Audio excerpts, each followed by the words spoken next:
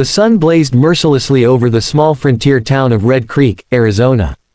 Dust rose in shimmering waves from the wooden planks of the marketplace, where people gathered for the weekly auction. Horses neighed, traders shouted prices, and the smell of sweat and whiskey filled the air. But that day, something different stood on the stage. A young Apache girl, silent, bound at the wrists with coarse rope, her dark hair tangled and her face streaked with dirt and pride. The auctioneer, a stout man with a red face, shouted above the noise, "Strong girl here. Hard worker. 50% off, folks, half price today." His voice echoed, but no one stepped forward. The crowd shifted uneasily. Some spat on the ground, others turned away. "Don't want no Apache curse on my land," muttered a rancher. "They bring bad luck." The girl stood tall despite the jeers. Her eyes, sharp as an eagle's, scanned the crowd, men who had stripped her of freedom, and women who looked at her with pity or disgust. She didn't beg. She didn't cry. The defiance in her silence made them uncomfortable. Near the back of the crowd stood Jack Miller, a quiet rancher known for keeping to himself. He wore a weathered hat pulled low over his eyes and carried a look of someone who'd seen too much and spoken too little. His ranch lay on the edge of nowhere, surrounded by silence and ghosts. He hadn't planned to buy anything that day, least of all a slave. But when he saw her, those defiant eyes, that unbroken spirit, something in him stirred. Maybe it was pity. Maybe it was guilt. Or maybe, after all these years of loneliness, it was the first flicker of purpose he'd felt in a long time. The auctioneer grew impatient. "Come on, gentlemen. She can work fields, cook, clean, whatever you need. Half price. 50% off." The crowd murmured, but still, no one moved. Finally, a cold wind swept through the square, carrying with it a strange silence. Jack took a slow step forward. "I'll take her," he said simply. His voice was calm, steady, but it cut through the noise like a knife. The crowd turned to look. Some smirked, others whispered. "The crazy rancher's buying an Apache," someone muttered. Jack ignored them. He paid the silver coins without flinching and stepped up to the stage. The girl stared at him, confused. He didn't grab her arm or force her down, he just nodded toward the wagon. As they left the town, people watched in silence.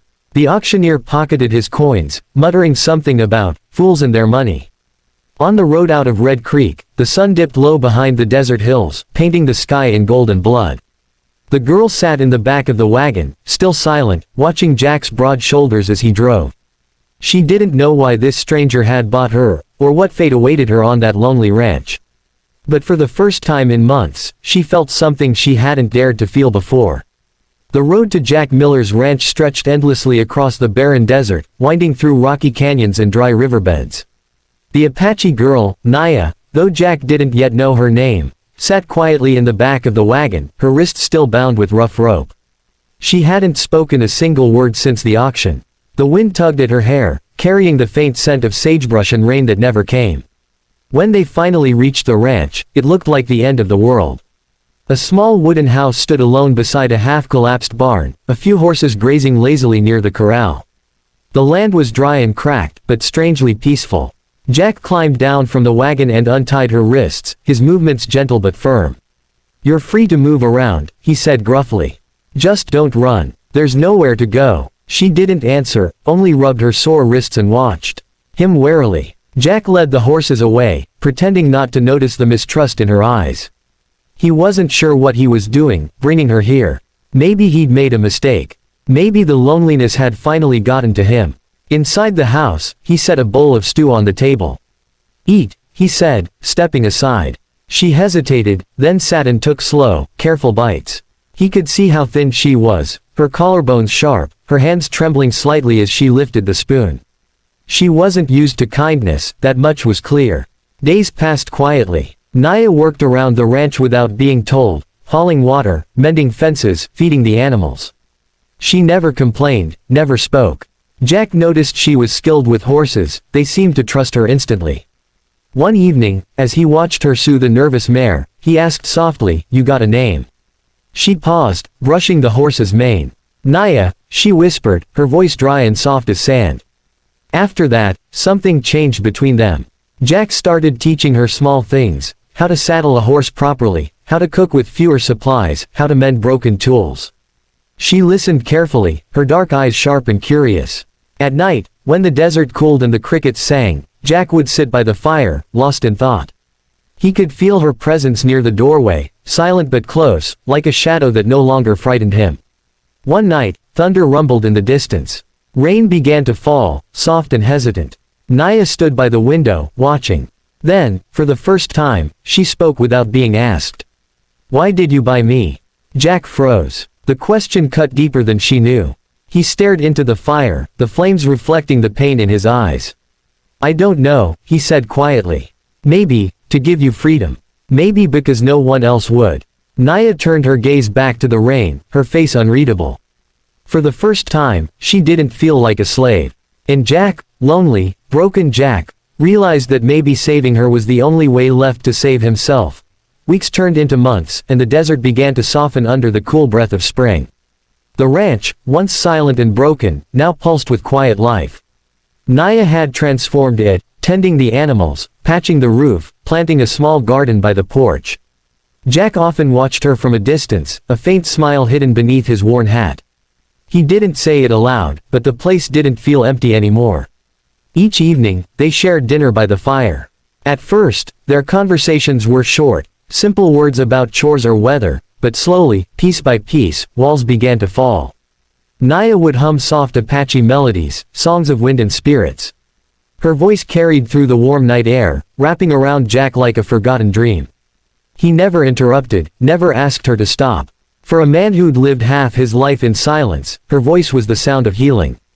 But peace in Red Creek never lasted long. Rumors had started spreading in town.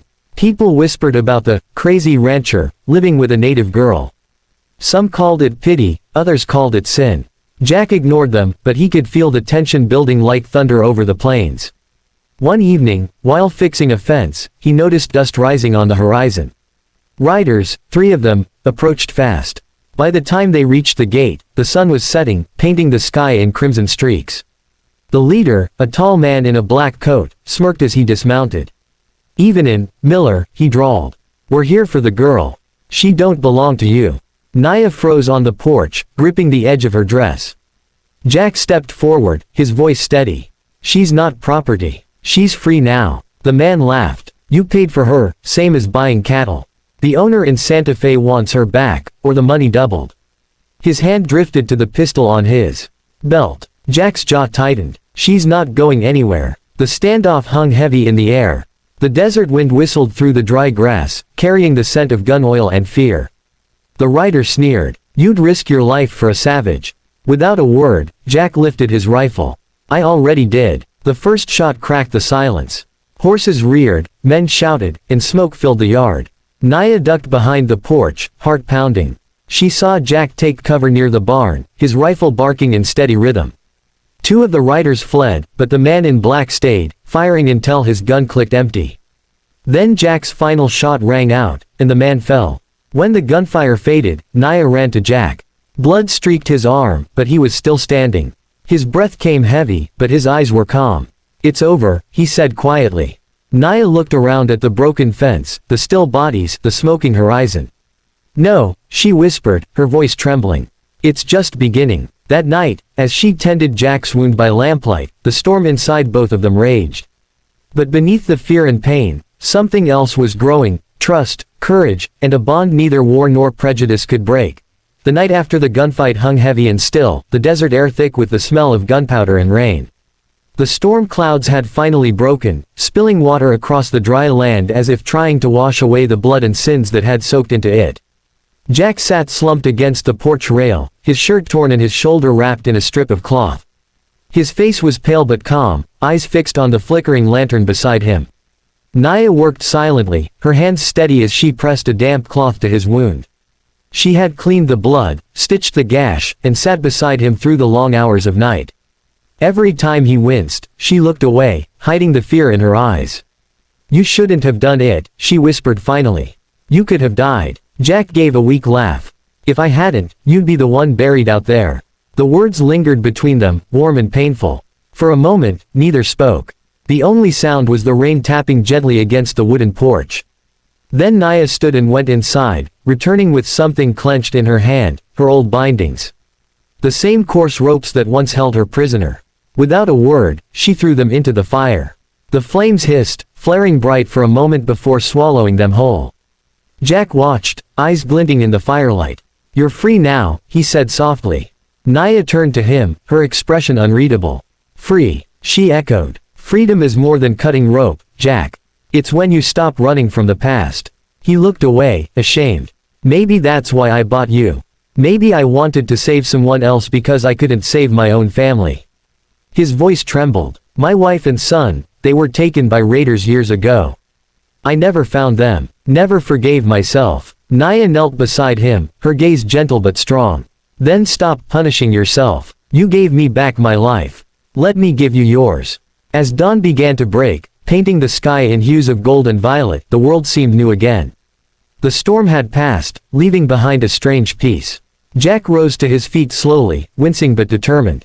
Together, they packed a few supplies, water, dried meat, a blanket, and saddled the horses. "Where will we go?" Naya asked, tightening the reins. Jack looked toward the distant mountains, where the rising sun kissed the peaks in fire. "Somewhere no one knows our names. Somewhere we can start again." They mounted their horses and rode out across the open plain. The wind carried the scent of wet earth and wildflowers, a promise of new beginnings.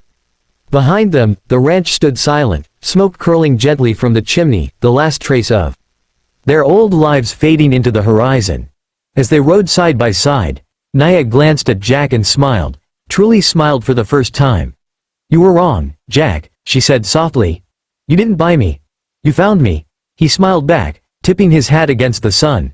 "And you found me too." Together, they rode toward freedom. Two souls scarred by pain, healed by compassion, and forever bound by the desert's quiet promise of redemption.